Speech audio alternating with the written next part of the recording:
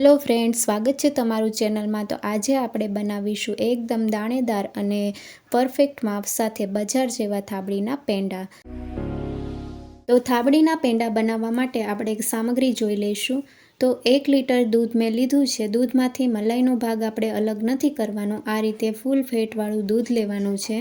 સાથે અડધી ચમચી ફટકડી પાવડર ને 1 કપ ખાંડ લેવાની છે। તો અડધો કપ આપણે ખાંડ કેરેમલાઇઝ કરવાની છે અને અડધો કપ ખાંડ આપણે દૂધ સાથે મિક્સ કરવાની છે। તો સામગ્રી આવી ગઈ છે। હવે આપણે થાબડીના પેંડા બનાવીશું। આ રીતે મેં નોનસ્ટિક પેન લીધું છે। તમે નોનસ્ટિક પેનની જગ્યાએ જાડા તળિયાવાળું વાસણ લઈ શકો છો, જેથી થાબડી બનાવતી વખતે તળિયે બેસી ન જાય। અને હવે આપણે આ રીતે 1 લીટર દૂધ ઉમેરીશું અને ગેસની ફ્લેમ હાઈ રાખશું।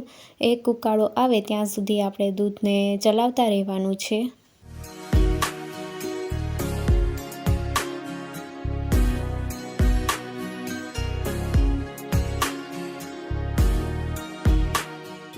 તો આ રીતે તમે જોઈ શકો છો કે દૂધમાં એક ઉકાળો આવી ગયો છે। તો હવે આપણે અડધો કપ ખાંડ ઉમેરીશું અને ખાંડને પીગળે ત્યાં સુધી આપણે ચલાવતા રહેવાનું છે।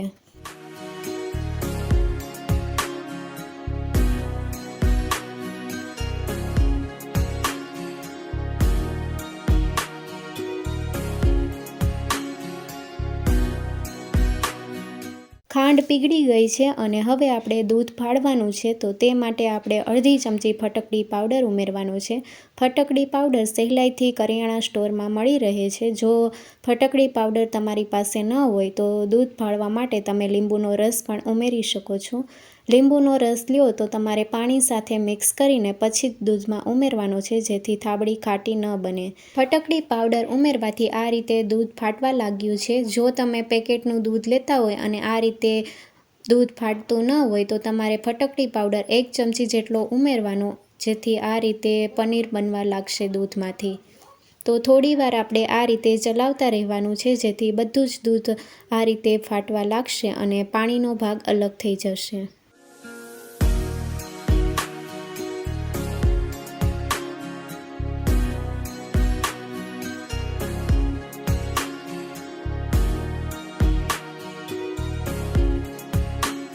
તો આ રીતે તમે જોઈ શકો છો કે પહેલાં કરતાં વધારે પનીર આ રીતે તૈયાર થઈ ગયું છે અને દૂધમાંથી પાણી અલગ થવા લાગ્યું છે અને પનીરનો ભાગ પણ અલગ થવા લાગ્યો છે।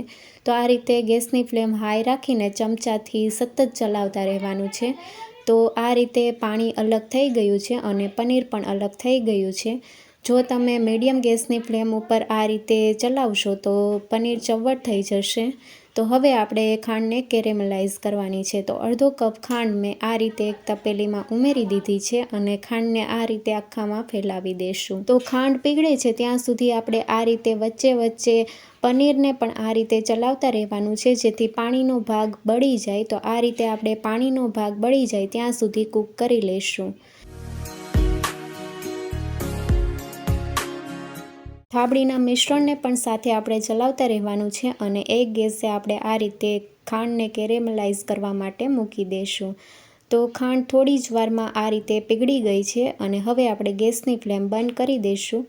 તો આ રીતનું સિરપ તૈયાર થઈ ગયો છે અને હવે આપણે થાબડીના મિશ્રણમાં ઉમેરી દઈશું। તો આ રીતે શરૂઆતમાં ઉમેરીએ ત્યારે આપણે થોડું થોડું ઉમેરીને મિક્સ કરતું જવાનું છે, જેથી થાબડીનું મિશ્રણ પણ ગરમ છે અને આ રીતે ખાંડનું સિરપ પણ ગરમ છે, એટલે હાથમાં ઉડે નહીં।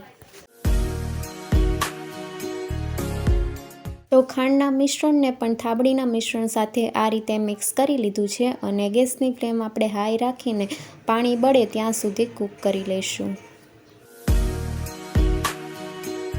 તો થાબડીના મિશ્રણમાં ઘણો ખરો પાણીનો ભાગ બળી ગયો છે। તો હવે આપણે ફ્લેવર માટે અડધી ચમચી એલચી પાવડર ઉમેરીને મિક્સ કરી લઈશું।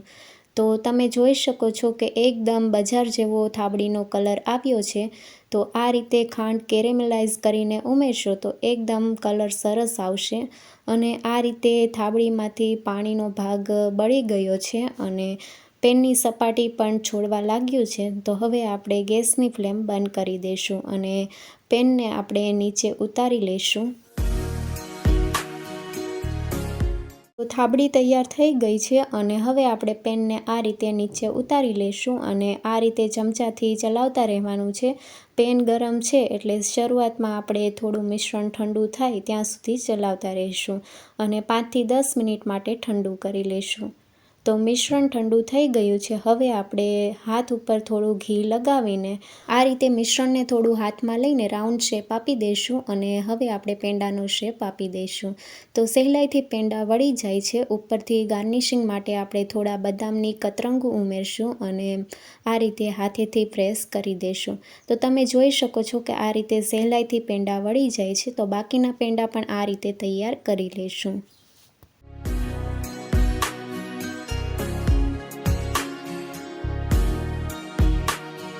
તો આ રીતે બધા જ થાબડીના પેંડા મેં તૈયાર કરી લીધા છે અને એકદમ બજાર જેવો કલર આવ્યો છે.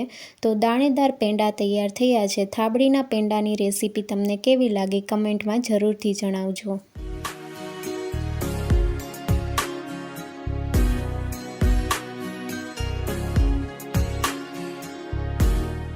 નવી રેસીપી જોવા માટે ચેનલને લાઇક, શેર અને સબસ્ક્રાઈબ કરો. Thank you for watching.